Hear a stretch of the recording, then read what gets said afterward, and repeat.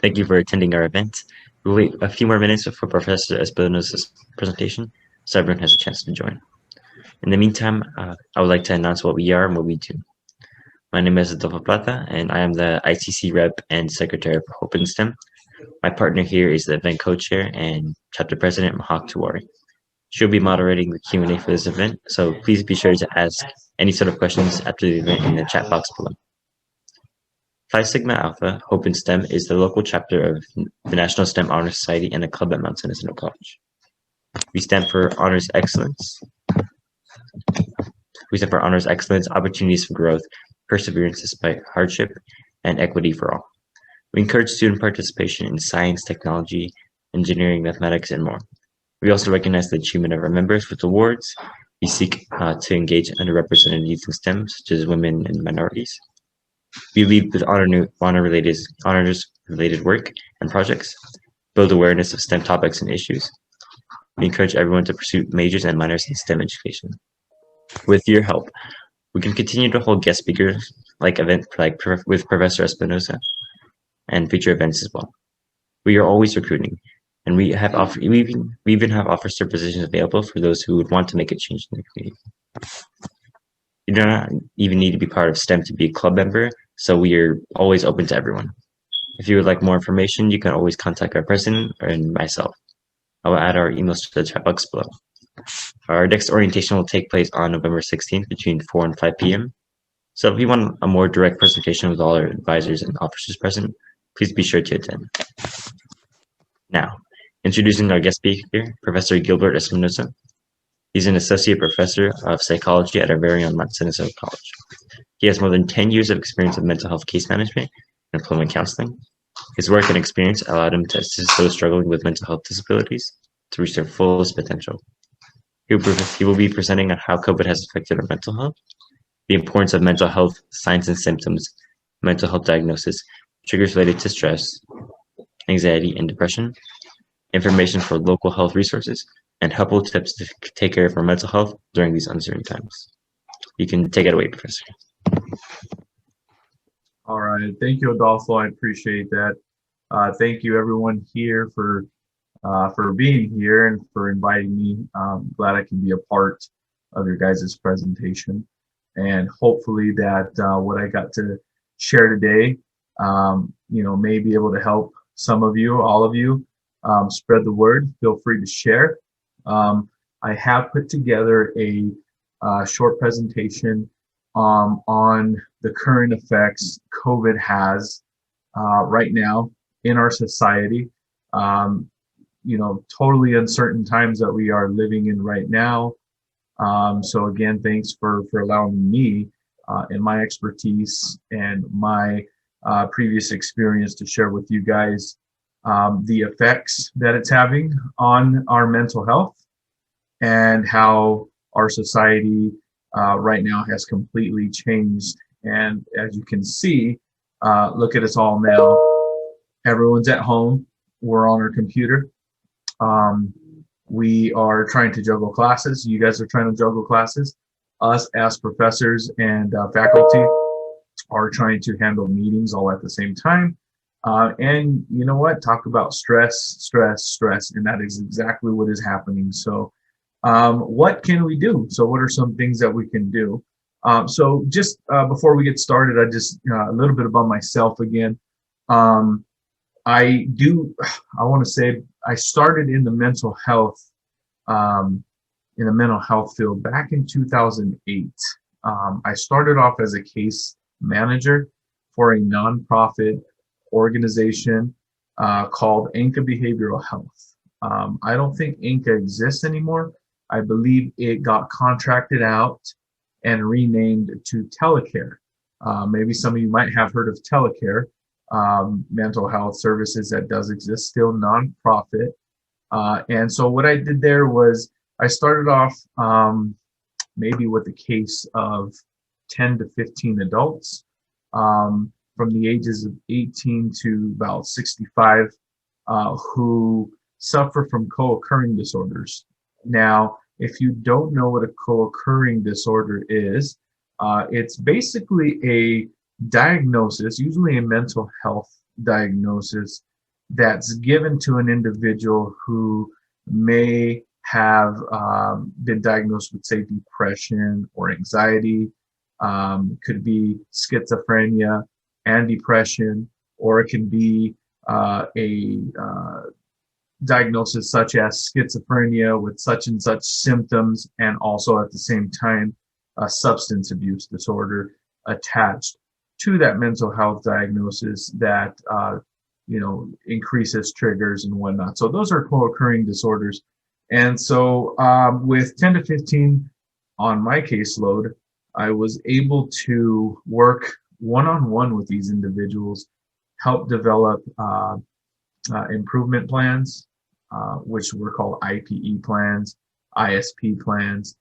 Basically, these individualized service plans were put together with the client and I, so that I can help them in a step-by-step process to achieve full potential in life.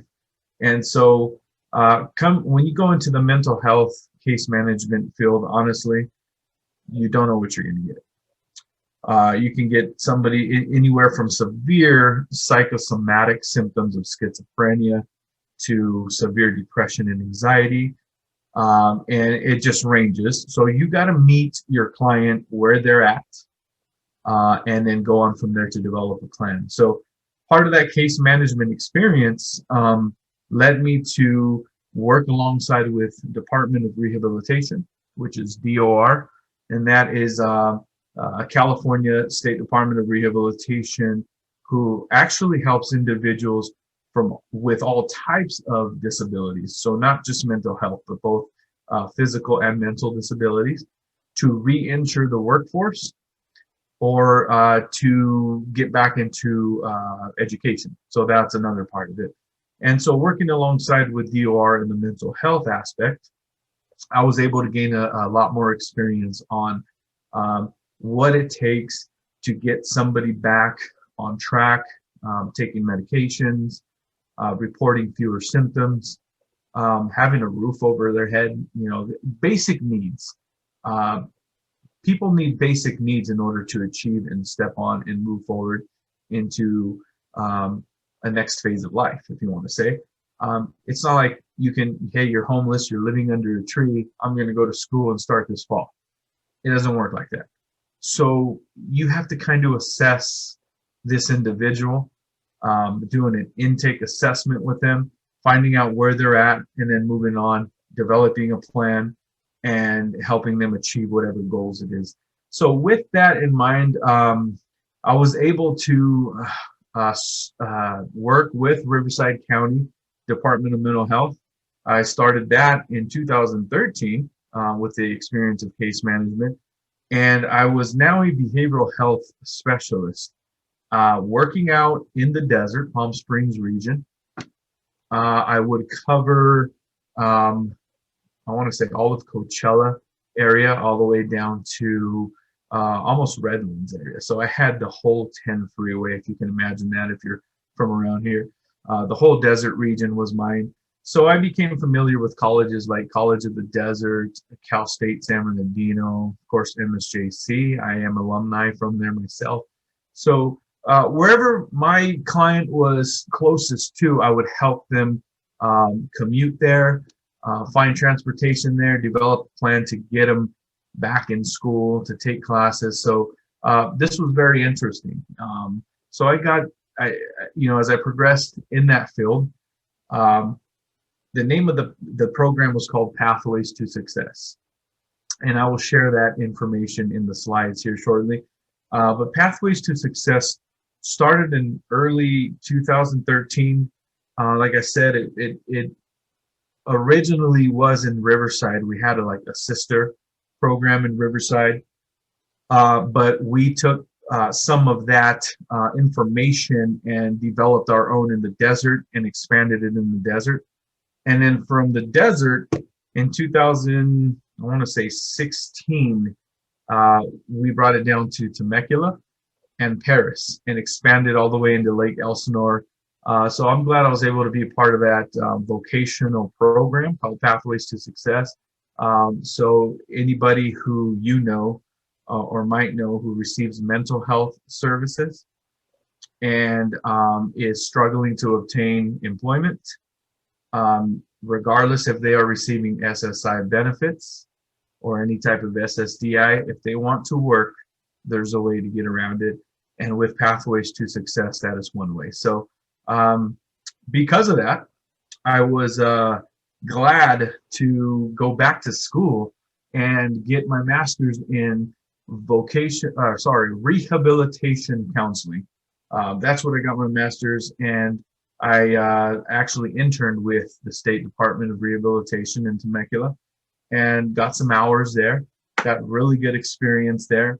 And in 2017, I applied to MSJC to teach psychology and some of my expertise in mental health and share that along with some of my students. And so I've always had the passion to teach, and I got the opportunity. And so here I am. And thanks again for letting me share this and about who I am and what background I am. Stop me if I'm rambling on and just talking. If you have any questions, feel free. But we can go ahead and I can start sharing my my slides here. Go ahead. Anybody have a question? No. None so far. Everybody okay? All right. Okay, yeah, again, so I'll go ahead and start here. Let me share my screen. If you have any questions, again, just stop me. And usually how I like to lecture in my classes is more like of an interaction, discussion type. I like to include people.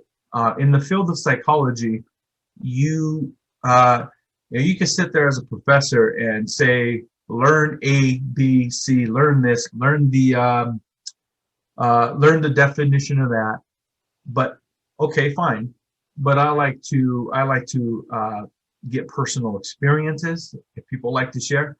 I like to include everyone if they'd like to share, and have them share their own personal experience to the topic that's related to psychology or what we're talking about at that time. So that's how I like to teach. I think people learn more that way than just me giving them a whole bunch of definition words to go off of. And hey, can you remember this theory and that theory and that theory? So no, let's apply it to personal life. So in this discussion in here, if if any of you want to chime in and share some personal experiences, please feel free. All right. So let's see here. Where's my screen? And just let me know if you guys can see this. Can anyone see that?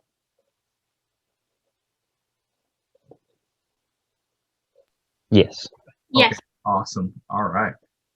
Okay, cool. So let me see if we can.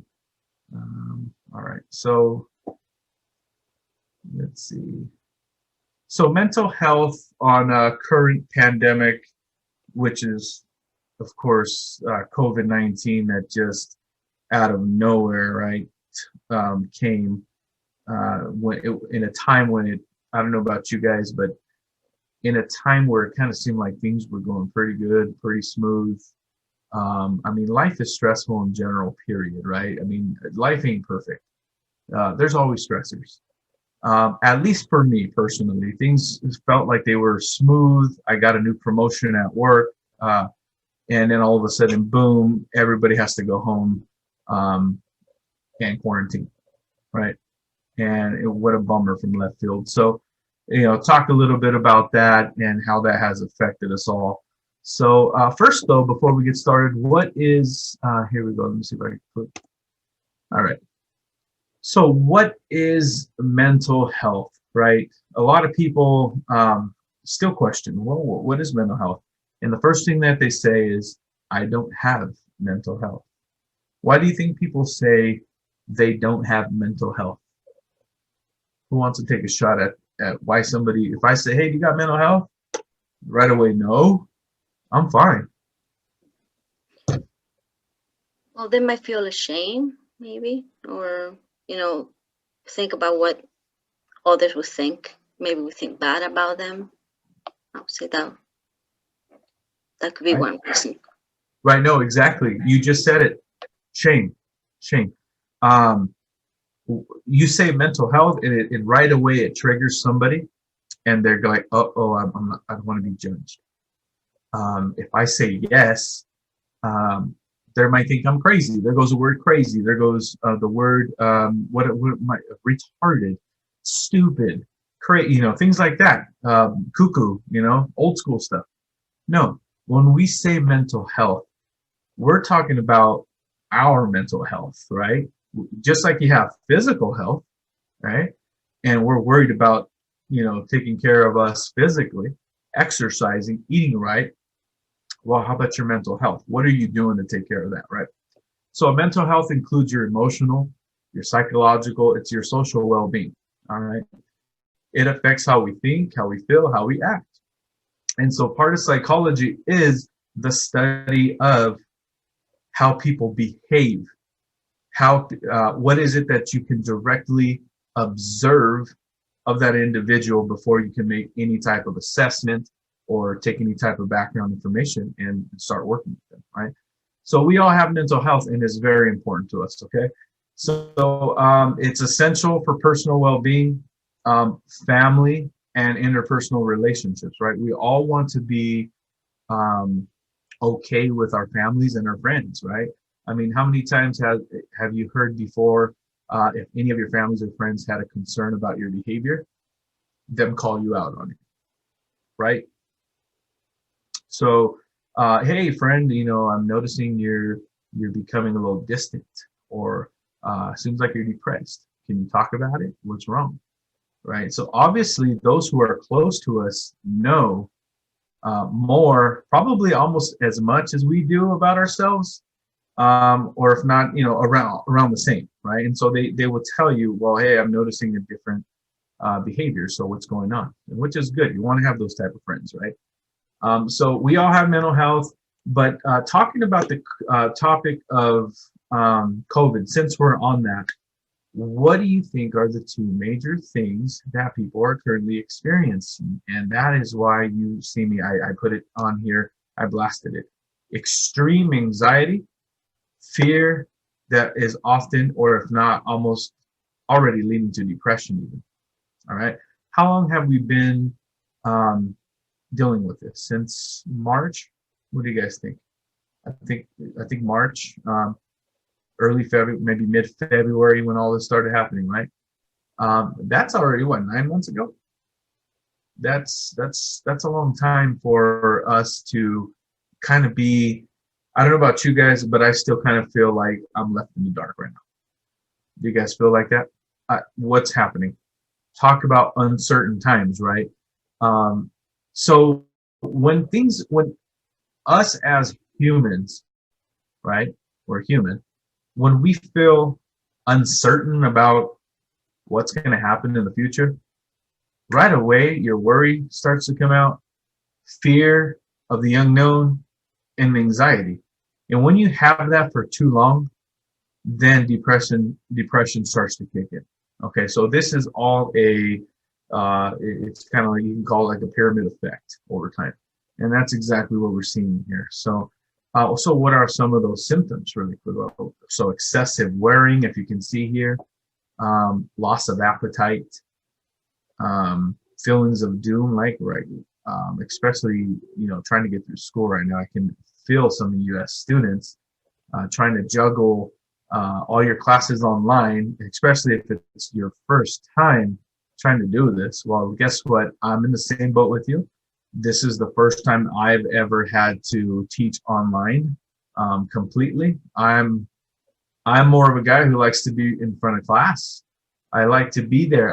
I like to be personable with my students. I like to look at you in the eye when I am having a serious conversation about a topic. It's just, to me, that's human.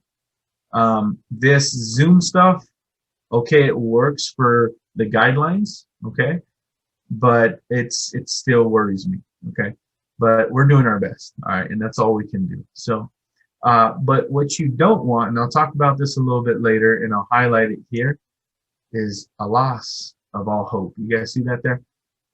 When people lose hope and they are not reaching out and they're isolating, or they become withdrawn socially, which we're kind of all forced to be socially withdrawn. But kind of where you don't want to meet with family anymore, you don't want to even meet up with your friends anymore, then we have a problem. So we have, that's pretty concerning, because according to research, all loss of hope, and it is inside the psychology books and inside the in my exams, loss of all hope usually leads to suicide. All right, and that's where major red flags and concerns should be, waved around. So talk about reaching out. That's the time to reach out. That's it. People have, you don't want your client to get to that point, right? And we got to take care of ourselves first. If you're not taking care of yourself, how can you take care of somebody else? All right. That's just the way it works in this field. All right. So how are you handling the COVID-19 pandemic mentally? So if I was to ask any of you here, who wants to share how are you handling it right now? Any of you? Personally, the pandemic, it brought out some demons. I've been anxious a lot, depressed, and just hard time getting up from bed, and just really hard time with my past due assignments, because I know we're on our desks 24/7, we're sitting at our desks 24/7 on a computer screen, and there are times where I'm just sucked in my computer, just working, and I get bored at times too, so I browse on Netflix or YouTube, and it's I have the motivation to get done, but I don't know if it's mentally or what, but it sucks. It's getting kind of 50-50, but I've been doing my best to reach out. Right. And you know what you just shared right now is totally normal for what we're all going through. It's not, I'm not trying to say that it's normal in the sense that, it's normal to feel the way you feel, because it's not. After a certain amount of time, you kind of want to put yourself in check again.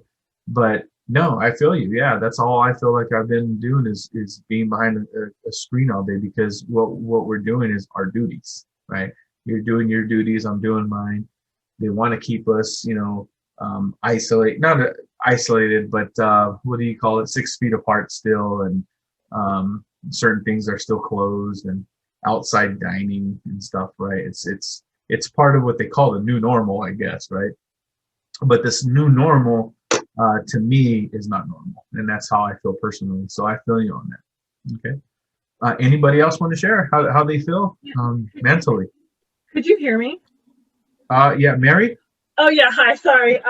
I had a hard time. Okay, good. So I'm kind of in a different situation about the whole COVID thing. So I don't know if some of you felt this way, but people were talking about it in the wintertime, January, February, that's when you hear about the airplanes getting, locked down for 2 weeks or whatever. It's crazy. Quarantine, whatnot.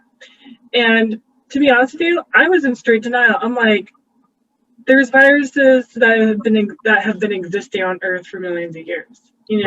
There's times in the wintertime where we go in the ER and they don't even know what it's called. They'll be like, yeah, your daughter has the fever cold, because who knows what it, you know what I mean?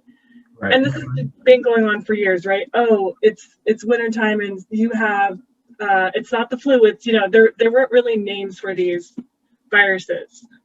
And now we have this one, COVID-19, and it's such a big deal. And for me, the hardest part of it is, was it really necessary to lock down the entire country? Was it really necessary for everyone to stop going to school? Right. To stop living your life? Because H1N1 and just with all the politics going beyond, saying that, people on the left saying Trump didn't do, was too soft, or Gavin Newsom was too soft. And people like me were like, is it really worth the economy to come to this, to all of our, mental health and everything? When, all, some of us are healthy, we've gotten through flu seasons, we've gotten through all kinds of weird seasons. And here we are just trying to understand, after the math of just the CDC and all the statistical reports and everything, was it really necessary to just put us and leave us at home, you know? And that's kind of what I'm going through. Not like, I mean, obviously I'm still living my life. I cope by seeing my sister still in San Diego, and I live out here in, you know, in Marietta, and I still live my life, but I think about it for the whole nation. Like, was it worth for us to just sit around, you know? Yeah, you're right. That's what I'm thinking about. Yeah. No, I feel you. And I'm glad that you just said what you just said right now. I'm still out there living my life. You know, that's a huge part of yeah, you can make yourself happy, right? Yeah. And you only know what you need to do so that this fear does not keep you, oh, I just need to stay at home all the time. You know what I mean? And just let my life pass me by and let the government put me in fear. Well, I don't know if it's, yeah, and I don't know if it's because when you're in because I'm going into the medical field, I don't know if it's because I volunteered and I didn't, you know, people were really sick in the ER and I was still going and stuff, and I was fine after that. Or where was I going with this? Just like when things have opened up, oh, I was right there going to restaurants. Like I went out to Old Town a couple weeks ago at night where there was tons of people. I don't know what the whole point is of being scared of something, but I'm fine. I'm personally fine. My friends are fine. My sister's fine. My family's fine. You know? Yeah, that's good to hear. Yeah. So, yeah, like I said, it all comes down, all this whole political, everything that's going on right now, right? Yeah. Call it an agenda, whatever it is. Right. You choose. At the end of the day, you choose what it is it that you want to do. Honestly, COVID-19 is here to stay. It's going to be with us. It's part of your new normal now. So how is it that you're going to handle it? And like you said, you're still fine. You're going out with your family and you're hanging out. But how about those who are like, no, I'm afraid to go out because I have lost a member to it. How about that? Because honestly, I did lose an uncle in May of this year who otherwise was pretty healthy. He did have some underlying conditions, and that's where they see that the underlying conditions is what they still labeled it COVID-19. And if you ask me, it could be about the numbers. It could be a numbers game.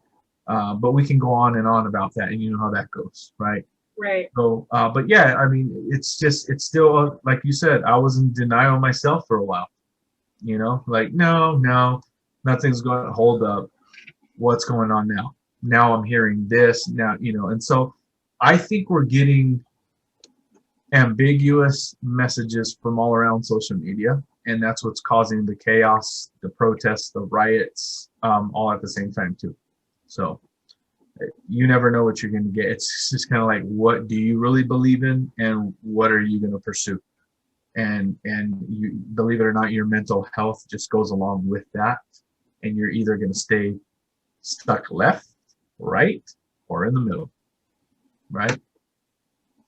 All right, cool. So let's move on to the next. Thanks for sharing, Marie. I appreciate that. Mm-hmm. All right, so talk about it, that national quarantine, right? And that's why I wanted to throw in there that pandemic, right? And since we're on that real quick, everybody was just suddenly forced to stay home, right? A lot didn't listen, and those who listened or did not listen may have heard or suffered some consequences, or have heard of people who have suffered the consequences. So it kind of makes it like, dang, something's really going on, right? But in overall, extreme fear and anxiety, right? And again, we go to doubt and fear. Doubt. Why so much doubt? I don't know, but I'm starting to doubt a lot of politics right now because of this, you know, and it's normal to feel that way. But yeah, quarantine. Obviously, what I'm hearing from you guys is what many of, hold on, and I'll put it right here, is what I've been hearing, and I wanted to put them out there. Here they are. So ever since COVID-19, these are some of the stories that I've heard, and I wanted to share them with you. You may feel the same way, right? Ever since COVID-19, I have lost so many things dear to me. My job, my uncle, a huge piece of feeling human again. Well, I put that out there because I can relate to that student. Same thing to me, right? I had this huge promotion. I lost an uncle in May, and I feel you. So I'm going to share that. Right? Things will never be the same again. The virus is controlling our lives. That was said by a family member. Okay. Another student, I do not think we will ever get back to normal again. Life is so stressful nowadays. All right. Another student, I'm worried about what is going to happen after election. Well, here we are, right? We're still uncertain of what's going on. Pretty scary. All right. Is this pandemic ever going to go away? That to me sounds like somebody who's losing hope, right? And then my 6-year-old, I wanted to throw it in there, tells me, this virus is so annoying, Dad, because everything is closed down. We can't even go to Sky Jump. So we're talking about a range of people who are suffering, who obviously have to express some type of concern due to this current COVID situation. So I'm sure many of you feel this way right now, right? Okay, let's see. Let's go down to, so what I did throw on here was some criteria. Has anybody heard of the DSM-5? A little bit. A little bit. Okay, so the DSM. When I was a case manager, I believe we were on the DSM-4. So in 2016, it switched to the DSM-5. So basically, the DSM is the Diagnostic Statistical Manual for diagnosing mental health disorders. And it seems like they are changed every 10 years or so. All right, there's a new number, right? So in this case, we're in 5, and so they are adding, due to research, more and more things are being added to the DSM as far as mental health behaviors. But because we're on the topic of depression, this is what is currently in the DSM now, right? So in order for you, and this is for general anxiety, a general type depression, right? Because there's several types of depression. But in order for you to get diagnosed with it, here's just some of the outlines, the criteria that the individual must meet: at least 5 or more symptoms during the same 2-week period, and last, one of the symptoms should be either a depressed mood or a loss of appetite, loss of interest or pleasure. All right, so number 1, the depressed mood is most of the day or nearly every day. Okay. 2, markedly diminished interest or in pleasure in all or almost all activities most of the day, nearly every day. A significant weight loss when not dieting, or weight gain as well. A decrease or increase in appetite nearly almost every day. Okay. Fatigue, loss of energy almost every day. A slowing down of thought and reduction of physical movement. Okay, so you were once active, enjoying hiking or whatever it is, or going to the gym. I know that was out of our control. If you were somebody who would like to go to the gym and they closed it down for a while, well, that kind of messed up your routine, right? So I mean, that necessarily won't count, but if you notice that you're just not, your energy is lacking and you're not doing the same routine you were doing, something's probably wrong. Okay. Diminished ability to think or concentrate almost every day.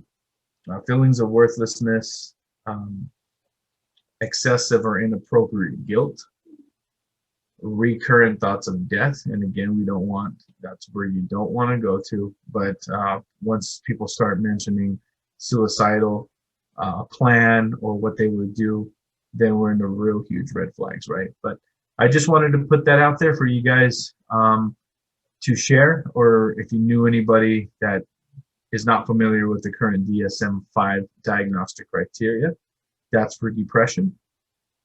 So just something to look for, because we don't want to go there, even though statistics currently say that there's a huge national-wide increase right now in these symptoms, actually, because of the situation. All right, and then here's the DSM-5 criteria for generalized anxiety disorder I wanted to share with you. So maybe it's not depression, maybe it's current, maybe it is just current anxiety right now and it's getting worse. Well, this is something to look after.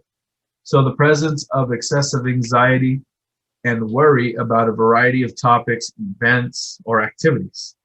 So worry occurs more often than not for at least 6 months and is clearly excessive.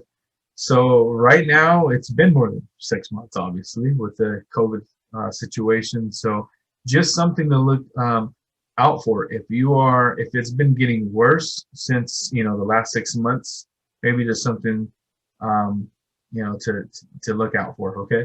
So the worry is experienced as very challenging to control. So if you cannot control these thoughts or worry, then again, something to watch out for. Okay, the anxiety and worry are accompanied with at least 3 of the following physical or cognitive symptoms. Those of you who don't know what cognitive means, it's just your thoughts. Basically, cognition and cognitive symptoms are your thought patterns, okay? So in children, only one of these symptoms is necessary for a diagnosis.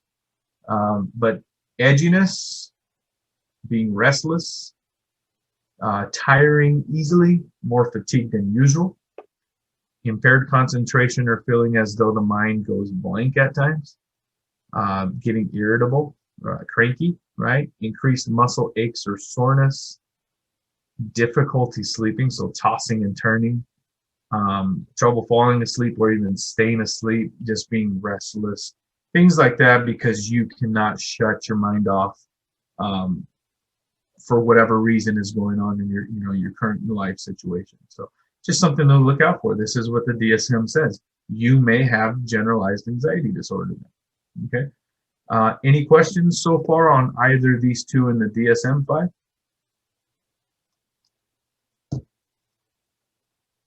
Anybody feeling any of these symptoms? I would have to say higher because I've been feeling that for ever since the pandemic started, and then when we started our classes online. So it's a little bit of 50-50, but what I've been noticing for myself would have to be tiring easily. So when I in my statement previously, I said that I get tired easily. I'm at my computer all day.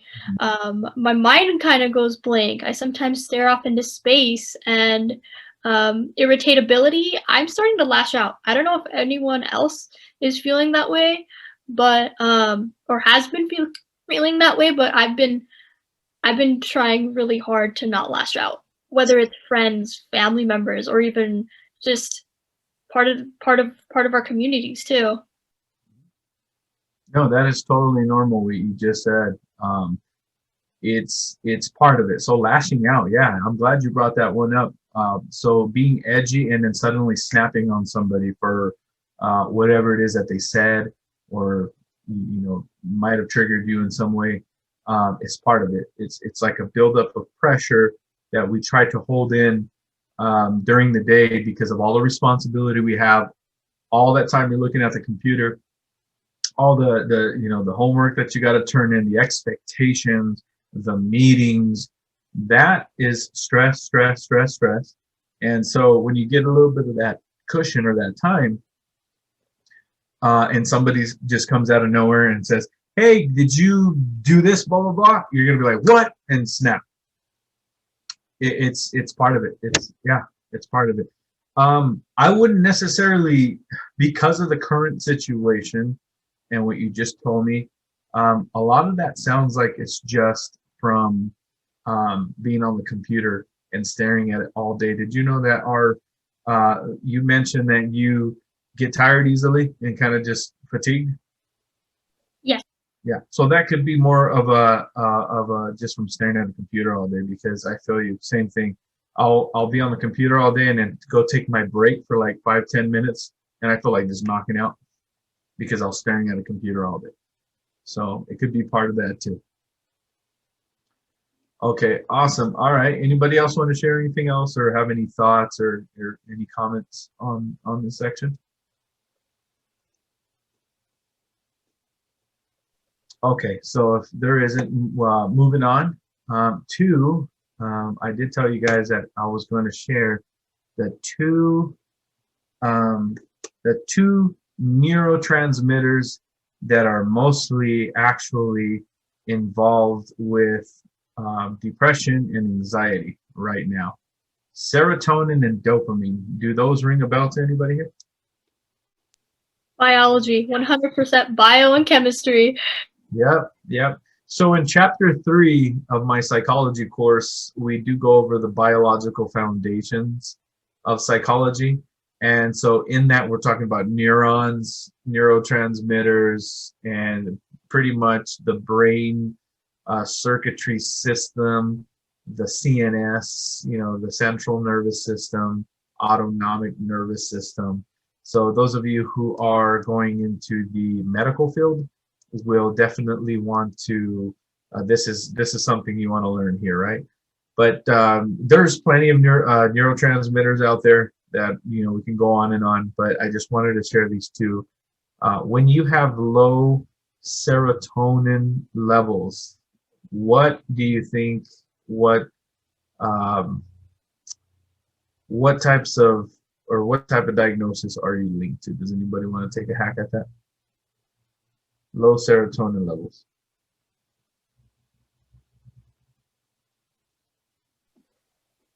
Is that depression? Depression, yeah, you got it. Awesome. Thank you. Is that Anna? Yeah. Anna, how you doing, Anna? Good, thank you. All right. So yeah, low serotonin levels is linked to depression, and so that's why you hear sometimes, if I don't know if some of you have heard before, but hey, are you hangry? Go grab a Snickers, right? You sound a little cranky and a little upset right now. Maybe you need to eat something. And so somebody does, and they I feel so much better now. All right, what were we talking about, right?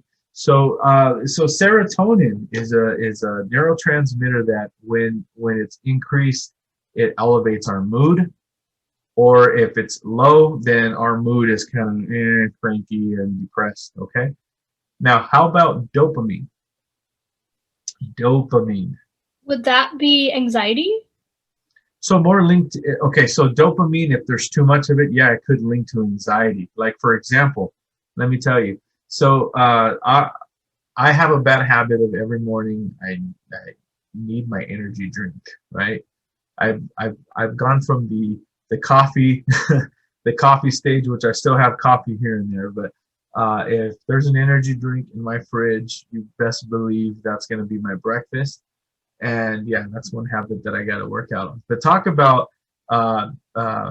dopamine, right? Just boom. Oh man, not only does it taste good, but let's get work started. I'm kind of fidgety, I'm uppy. So it's kind of, it's a natural, the high tendency, right?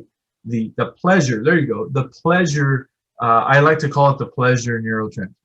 So when something is being satisfied for you and you feel good about it, dopamine is kicking in, okay? So just think about if you had low dopamine receptors, right? The low dopamine neurotransmitters sent to you, right? Again, depression, right? In the long run, depression. So serotonin and dopamine, those technically, that's why I put it there. The only two things that you enjoy, basically, right? Because if you're not getting any of those, then they're linked to depression and anxiety. So I thought I'd share that with you guys. Does anybody know what neurotransmitter is responsible for feeling in love? Is it oxytocin or? Yes, there you go. Oxytocin. Thank you, Marie. Yes. So see, that's another one that we talk about is oxytocin being one of them. So, and then also, how about when you exercise? Those of you who exercise, go for a run, and you get that natural high, that feel good. What are those called? Endorphins? Yeah, so there's a neurotransmitter, right? So yeah, so we can go on and on. There's several of them, and I discussed those in psychology. So thanks again for sharing.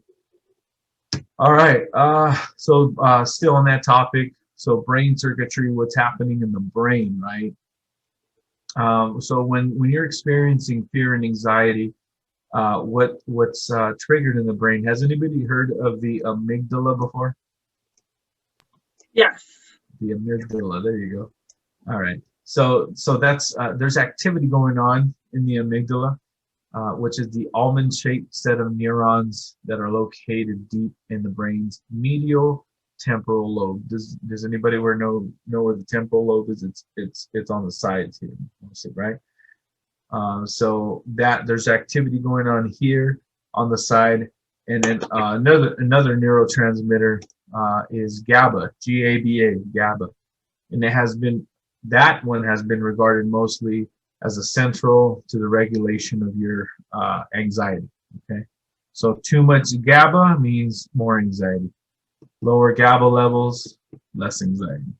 So that's what's going on in that in your brain as far as how neurotransmitters are working when we're feeling a certain emotion. Okay. All right, let's see. So what to look out for then? So what during these times then, right, is what's triggering you, right? What are some warning signs that you're noticing that is causing you to lash out, that is causing your temper to go right from 0 to 10 or 0 to 100, like they like to say, right? What's triggering you to become withdrawn? Why are you frustrated, right? So some things to look out for is, number one is check your feelings. Put your emotions in check, okay? How is the current pandemic, the current politics, the current election, the current riots? I mean, you can go on and on about what we're being fed to right on the news. How are you feeling about that? Is it making you mad? Is it annoying you? Are you getting angry, right? Are you frustrated? Are you, I mean, we can go on and on. So second, you want to check your temper, all right? So because of those emotions, right? And, how's your temperament, basically? Are you about to lash out? Do you think you can lash out? Right? Or are you avoiding? Because there's people who avoid some of these emotions, and they just stuff them and stuff them and stuff them. We call that repression, right? When you repress your emotions and your feelings for so long, eventually it's like a bottle. You stuff down, it's going to explode, and boom, right? Like a volcano. And that's exactly what a lot of people do, is they're in denial of their symptoms, and they don't have anybody to talk to about how they really feel. And so they're just, it's okay. Tomorrow will be different. The next day will be different. Next week will be different. It's okay. It's okay. It's okay. So we keep telling ourselves that over and over and over, when in reality, there's something really wrong. And maybe that's why you lashed out. Maybe that's why you failed on an exam, or whatever it is that you saw a later consequence because you did not deal with that emotion at that time, right then and right there. All right. So physical symptoms to watch out for too. Not only our mental, right, our mentality, but what are some physical symptoms that you think you have been getting lately because of the current situation? Soreness, your back hurting, just okay. headaches, migraines. Migraine. Yep, that was me last week. Yeah. I'm like, I don't get migraines. Like, what the heck? How come I have all of a sudden a headache and I just want to go lay down in the dark and rest? And so then you start thinking, is COVID coming on? You see, it's like you don't know what to believe anymore, So the good thing is that it went away within a few hours after I took a nap. But yeah, I was like, dang, maybe I'm feeling drained, or overwhelmed lately. So something to watch out for. And then another thing, how are your social relationships, right? How are you getting along with others right now? To watch out for. Are other people telling you that you're different now because of the situation? You're not yourself. So I just wanted to throw those 4 out there. You know, you want to check those signs right there. Those are important. Any questions on that? No? Okay, so moving on. So some things to do then in that case, how to cope. All right, how to cope. What are some steps for better mental health? Talk to someone, reach out to friends or family. Never stay silent, because again, that's bottling it up and waiting for future disaster. So you want to get out, enjoy the sun, go for a walk, get some exercise, enjoy the fresh air. Seek a therapist if you feel you need to, especially if you or anyone you know are experiencing any type of suicidal thoughts or even just self-harm in a way, even if it's just, I don't want to kill myself, but I just feel like banging my head into a wall right now because that's how frustrated I am. Or I just feel like cutting myself because of so much anxiety, right? That's when it's time to seek a therapist, okay? Take medications if you're taking any, as prescribed by a doctor. Be proactive about it also. That's if you know anybody who's taking medications. Join a group via Zoom. I know that's kind of the way groups are being done right now, is Zoom, right? You can't go in person. I mean, unless you feel comfortable and they're allowing at least a group of 4 to 6 people meet and everyone's wearing a mask, okay? Play an instrument. I play guitar. I don't know if I mentioned, but I've played in a band since I was 14. I started writing songs when I was 14, and I think we've got like 7 or 8 albums out right now. I play rock music, punk, ska. You probably wouldn't think I do. Everybody tells me that. No way, you don't look like you play punk rock. What the heck? But yeah, that's that's my passion, you know. Even though I love all kinds of music, I listen to everything. But when I pick up that guitar, I like to write my rock songs. That has actually gave me my zen is being able to sit down and write music, play my guitar, listen to music. Or right now, in this case, we're recording. So recording another album. So that's kind of my release right now from the computer, is being in a studio and just screaming into the microphone, right? Pray. If you are a spiritual person, pray about it. You know, that helps me too. Prayer, mindfulness, being mindful of your surroundings. Take a spa visit if you need to relax. Anybody like to do yoga here? Do some yoga. Deep breathing relaxation techniques are another huge one. One of them is where you take a huge, I want to say, inhale through the nose for about 4 seconds. Count to 4 in your head. Release it for 2, 3, and do it again for 4. And then release it again. That's another one that helps me kind of relax and before I carry on to another task. But yeah, these are some things that I wanted to share with you. You always want to take care of. We need to take care of ourselves, and so some self-care strategies that I threw in there for you guys as well. Take care of your body. Take care of your mind. Right. Get enough sleep. All right. If you try to get to bed a little earlier than you can, sleep is very important. Participate in regular physical activity. So if you like to hike or take a jog or a walk, go for it.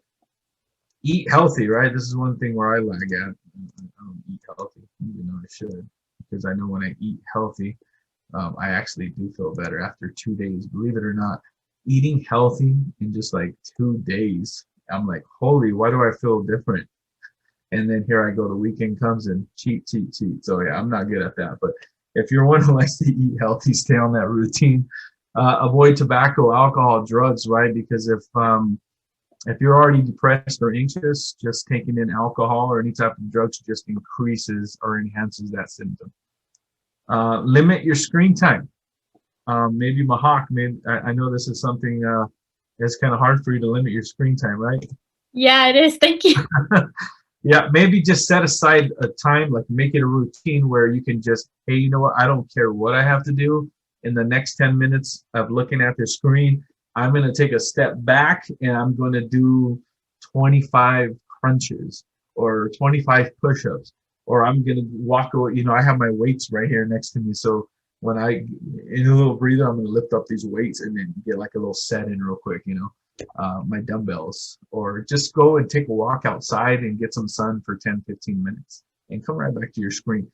Just doing those little things like that, they make a huge difference in the long run. So try to do that. Limit your time on there.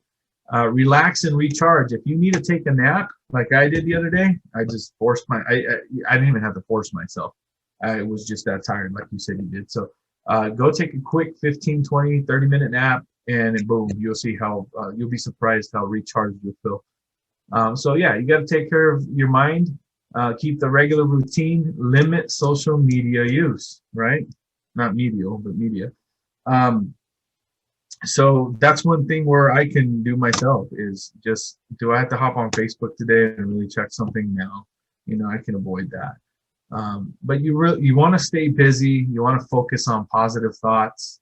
Right? Use your spiritual life support, set priorities, and just make sure that you're staying in contact with others and that you're reaching out if you need to. So moving on.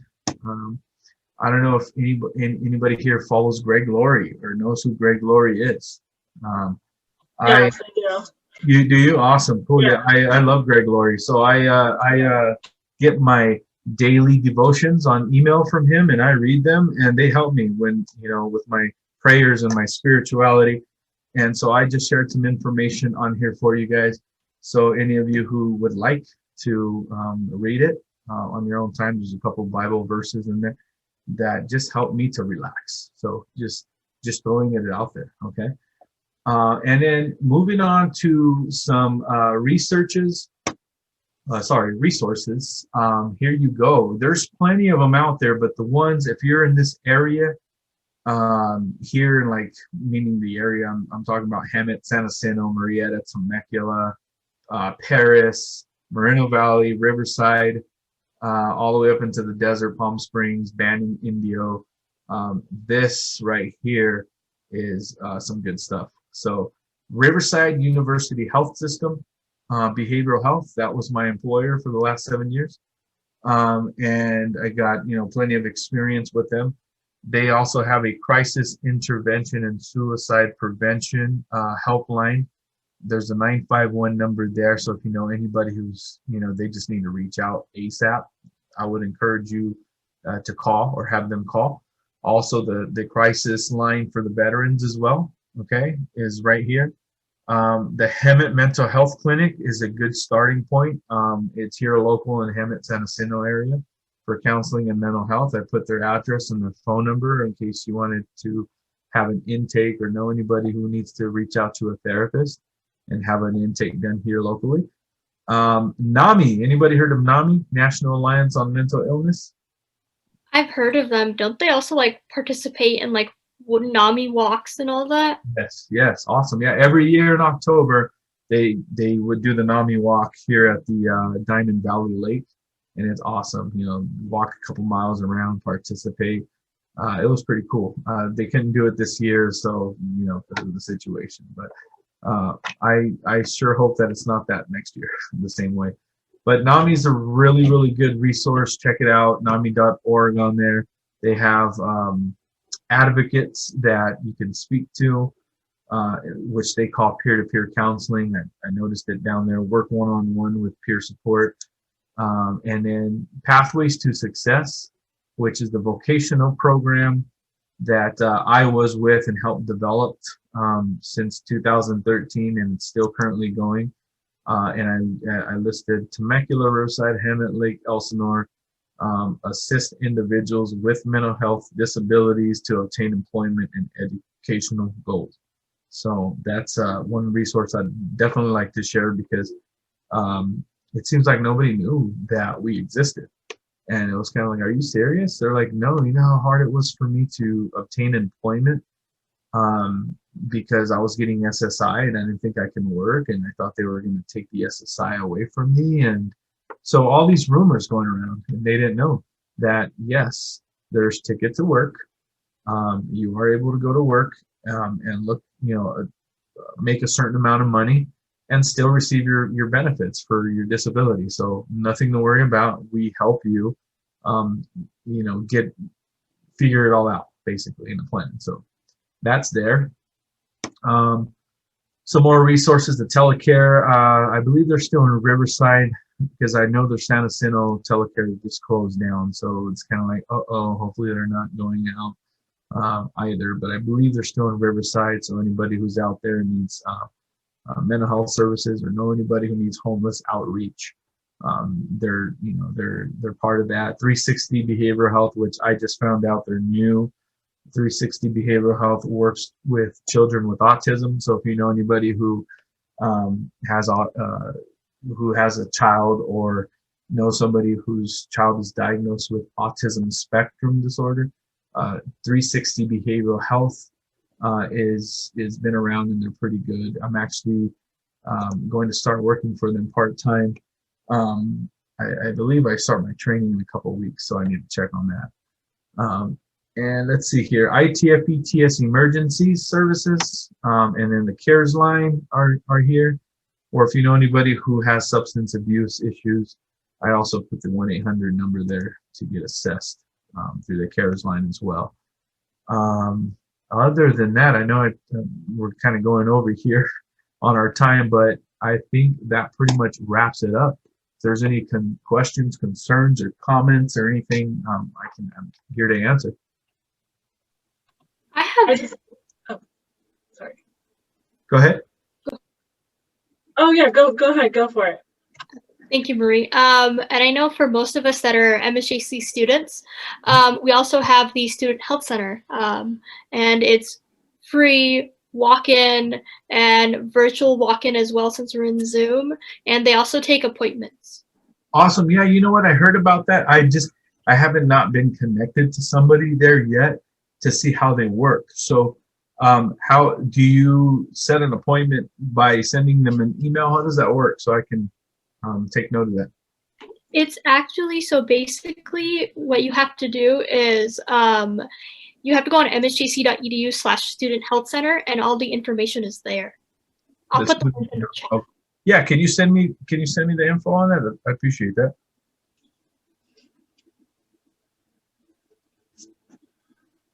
Awesome. Okay. Any other questions regarding this, these current concerns and situations that we're kind of dealing with, and how to cope, or any other tips that I can help out with? Oh, I just wanted to say thank you so much for just being able to do this for us today. Just really appreciate going over everything about mental health. You're welcome. Yeah, no problem. Thank you again for you, Mahak, Adolfo, for reaching out and setting this up for me. I appreciate it. I'm glad I can share some of these resources with you. Of course. Thank you so much for joining us and our Phi Sigma Alpha Hope and STEM chapter here at Mount San Jacinto College. Thank you so much. Yeah, you're welcome. Feel free to take this and use it and share it to anybody who you think may benefit from it. Definitely.